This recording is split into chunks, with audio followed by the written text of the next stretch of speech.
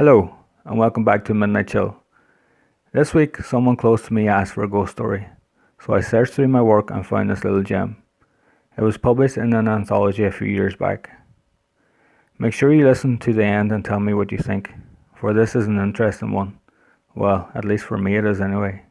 So sit back, relax, and enjoy the Midnight Chill.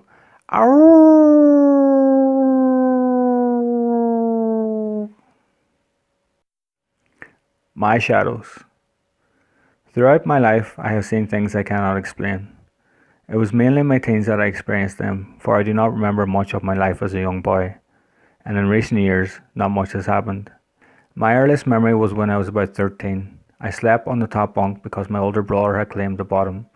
One night, I woke up around 5 a.m. The summer light had already started to shine through our thin curtains. I remember looking across the room and seeing a silhouette standing just outside our wardrobe. My eyes shot open, and I was paralyzed with fear.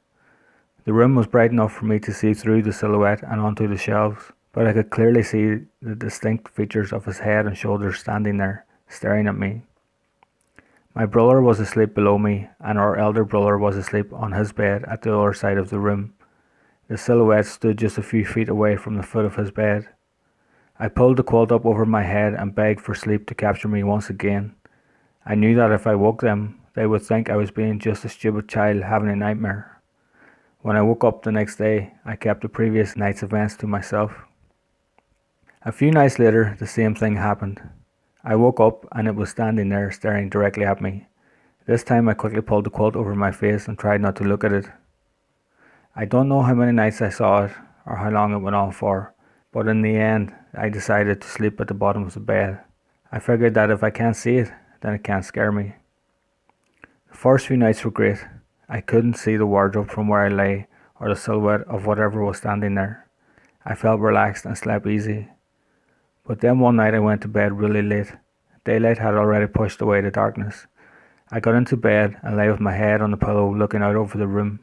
I was horrified when I saw the shadow standing right in front of the window. It was the exact same silhouette, same outline of the head and shoulders, only this time against the curtains. I couldn't believe it. The thing was following me, haunting me, making sure I was aware of its existence. I could do nothing but close my eyes and pray sleep would take me, not the horror that stood in front of me. The silhouette of the shadow man, or whatever it was, continued to haunt me. Not every night, but most. After a while I started to get used to it, and although I was afraid, I sensed it meant me no harm. It really scared the shit out of me though. After that, I began to stay up later than everyone else. It could have been 3, 4, or 5 a.m. before I went to bed. In that time, I started noticing things in other parts of the house too. In the sitting room, if I sat on the chair beside the fire, in the corner of my eye, I could see someone standing behind the sofa against the curtains. When I looked directly to that spot, I saw nothing out of the ordinary, and besides, there wasn't enough room between the sofa and the curtains for someone to stand behind. And if I twisted the chair towards the fire, away from the sofa, the shadow moved to the opposite end. It made sure I could still see it. I also loved lying on the sofa watching a film with a blazing fire. I would pull the sofa right across the room so I could bask in front of it. When I did that though, I always felt like something was standing right behind me. And I even saw a shadow out of the corner of my eye whenever I lay on my back. It creeped me out to say the least, and I intentionally stopped pulling the sofa towards the fire. It frightened me too much knowing that someone was standing there, hovering over me, and I couldn't see them. Also, the feelings I got from these shadows, these silhouettes, and they were definitely more than one, wasn't the same as the one in my bedroom. There was something more sinister about these ones. Whenever I walked from the sitting room to the kitchen, or even to go upstairs, the feeling I got in the hall was the worst. It scared me so bad that if I was going upstairs, I would run to the top like the devil himself was after me. But as soon as I got to the top of the landing, all of the fear disappeared and I was safe again.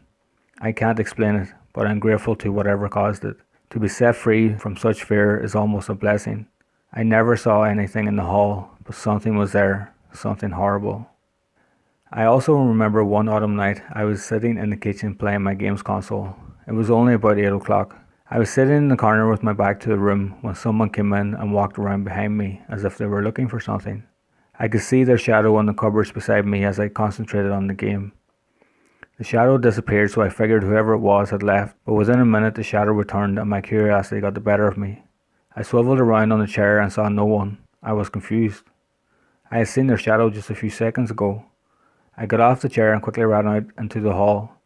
The door to the sitting room was closed, as was the front door to our house. I would have heard either of them closing as I made my short trip from my seat. No one went up the stairs either. That too, I would have heard and saw.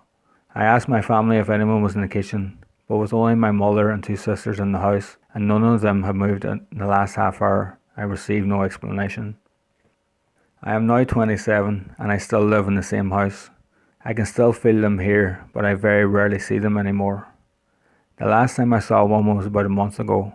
I was sitting in the kitchen reading, and out of the corner of my eye, I could see someone peeking their head out around the wall and staring at me. But as usual, whenever I looked directly at it, there was nothing there. It creeped me out so much that I had to get up off the really comfortable two-seater and return to my bedroom to continue reading the book. I do not know who or what these shadows are, or even why they are here. I have told very few people about these events I have written about, quite simply because I know how they'll react. Now, as a fiction horror writer, I can pass this off as a story and let you all make up your own minds. Some of you will believe me, most probably won't. Either way, what I have told you is 100% true. I do not know if these things want something from me, or if they just want to mess with my mind. I guess in time, we'll find out. That's it, guys. Thanks for listening. And if you like what you heard, don't forget my books, Love's Curse and Strings, are available to buy on Amazon. Or if you'd like a few more tasters, then I'll be back next Tuesday. Until then, Hawaii.